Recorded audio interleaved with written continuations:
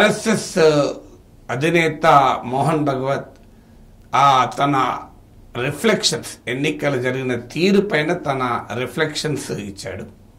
వాస్తవంగా ఇది భారత ప్రజాస్వామ్యానికి ఒక రకమైన సూచనలు.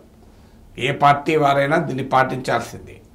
కానీ ఈ సూచనల కాంటెక్స్ట్ కూడా మనం అర్థం చేసుకోవాలి. కాంటెక్స్ట్లో మొదటిది, నరేంద్ర మోడీ ఎన్నికల సమయంలో చేసిన వ్యాఖ్యలు దేశ ప్రధాని స్థాయిని తగ్గించాయన్న విమర్శలు ఎదుర్కొన్నాయి. ముస్లింల పైన ఆయన చేసిన వ్యాఖ్యలు, ముజ్రా డాన్సులు చేస్తారని చేసిన మాటలు, మంగళసూత్రాలు తీసుకెళ్తే ముస్లింలకు ఇస్తారు, రిజర్వేషన్లు తీసుకెళ్లి ముస్లింలకు ఇస్తారు అని చెప్పిన మాటలు, రాహుల్ గాంధీకి కేజ్రీవాల్కు పాకిస్తాన్లో అభిమానులు ఉన్నారని, ఇలా ప్రతిపక్షం పైన చేసిన ఆరోపణలు, వ్యాఖ్యలు మనం చూసాం. దీనిపైన ఎన్నికల కమిషన్ కూడా బీజేపీకి నోటీస్ ఇచ్చింది. కోర్స్ ఎన్నికల కమిషన్ కాంగ్రెస్కు నోటీస్ ఇచ్చింది రాహుల్ గాంధీ వ్యాఖ్యల పైన. కానీ ప్రతిపక్షానికి నోటీస్ ఇవ్వడం ఆశ్చర్యమేం లేదు. ఎన్నికల కమిషన్ అనేకసార్లు ఇచ్చింది. కానీ ఒక దేశ ప్రధానమంత్రికి చేసిన వ్యాఖ్యలపైన అభ్యంతరం చెప్పడం అనేది కీలకం. అందువల్ల ఇప్పుడు ఆర్ఎస్ఎస్ అధినేత కూడా రెండు వైపులా కూడా ఆలోచించాలి అన్నాడు. కానీ ఆర్ఎస్ఎస్ అధినేత ఇతర పార్టీలు, ప్రతిపక్షాలు పైన విమర్శలు చేయడంలో ఆశ్చర్యమేం లేదు అందులో. కానీ బీజేపీ నాయకుడు ఆర్ఎస్ఎస్ ప్రోత్సహించినటువంటి ప్రధానమంత్రి మోడీని కూడా ఒక రకంగా తప్పుపట్టినట్టు. ఎందుకంటే బోత్ సైడ్స్ అన్నాడు. ఇరువైపులా కూడా భాష చాలా అభ్యంతరకరమైన స్థాయిలో ఉంది, చాలా అసభ్యకరమైన భాష, అబద్ధాలను ఎన్నికల్లో బాగా ఉపయోగించారు అని కూడా పేర్కొన్నారు. ఇది బోత్ సైడ్స్ అని కూడా అన్నాడు. అంటే మోడీని కూడా ఏం స్పేర్ చేయలేదు ఆర్ఎస్ఎస్ అధినేత. దాంతోపాటు ఒక ఇంపార్టెంట్ వ్యాఖ్య కూడా చేశాడు.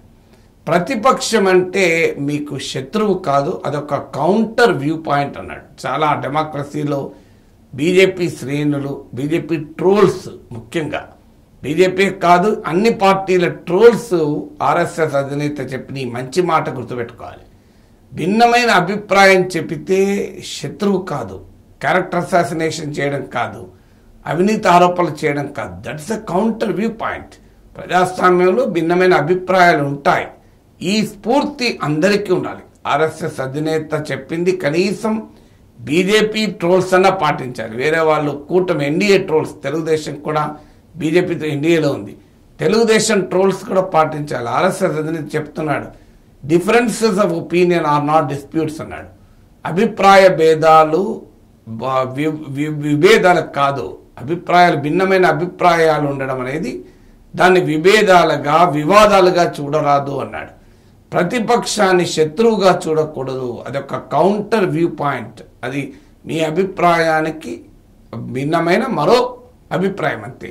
అక్కడ దాకానే ఉండాలి. సాంకేతిక పరిజ్ఞానాన్ని ఉపయోగించి కూడా అబద్ధాలను, రాంగ్ నరేటివ్స్, ఫాల్స్ నరేటివ్స్ను ప్రమోట్ చేస్తున్నారని కూడా ఆర్ఎస్ఎస్ అధినేత ఆ వ్యాఖ్యానించాడు.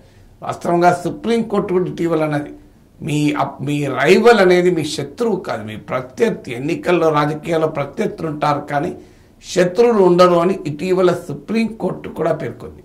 అందువల్ల ఇవాళ ఆర్ఎస్ఎస్ అధినేత మాట్లాడింది కేవలం ప్రతిపక్షాన్ని ఉద్దేశించి మాట్లాడలేదు. రెండు వైపులా కూడా సంయమన, డిగ్రీ ఆఫ్ రిస్ట్రెయింట్, ఎలక్షన్ డిస్కోర్స్లో కొంత సంయమనం పాటించాలి అని కూడా సూచించాడు. అందువల్ల ఇది ఖచ్చితంగా ప్రైమ్ మినిస్టర్ మోడీ స్థాయిలోనే హద్దులు దాటి, సరిహద్దులు చెరిపేసి అభ్యంతరకరమైన రీతిలో అబద్ధాలు కూడా మాట్లాడాడు. మంగళసూత్రాలు తీసుకెళ్తారన్నాడు, రాములవారి గుడిపైన బుల్డోజర్ పంపుతా అన్నాడు. ఇలాంటివి మాట్లాడకూడదు కదా, కానీ ఇలాంటివి కూడా మాట్లాడాడు. ఇప్పటికైనా ఆర్ఎస్ఎస్ అధినేత మోహన్ భగవత్ జీ చెప్పినటువంటి మాటలు బీజేపీ వారు ఫస్ట్ పాటించాలి. ఎందుకంటే వారికి ఆర్ఎస్ఎస్ గురువు కనుక, ఆర్ఎస్ఎస్ ఆదేశం పాటిస్తారు కనుక. కానీ వారి తర్వాత ఎన్డీఏ కూటమి పక్షాలు పాటించాలి, తెలుగుదేశం కానీ, ఎందుకంటే బీజేపీతో ఉన్నాయి కనుక. ఆ మాటకు వస్తే అన్ని పార్టీలు కూడా పాటించారు, కాంగ్రెస్ అయినా ఎవరైనా. ఎందుకంటే మంచి మాట ఎవరు చెప్పినా అంగీకరించాలి.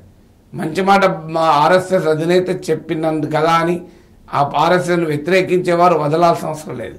ఎందుకంటే ఆయన చెప్పినవి కదా అక్షర సత్యాలు కదా.